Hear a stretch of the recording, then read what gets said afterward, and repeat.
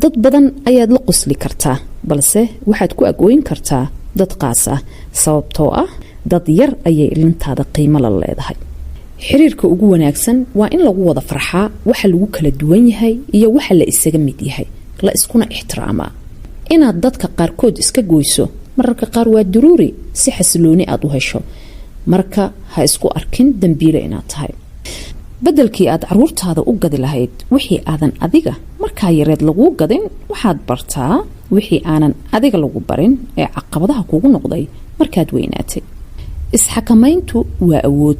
deganaanshuhu waa guul waa inaad gaartaa heer aysan niyadaadu bedelin ficilada aan muhiimka ahayn ee qofka kale ha u ogolaan dadka kale inay ku kontroolaan jihada noloshaada ha ogolaan in dareenkaaga uu ka adkaado garaadkaada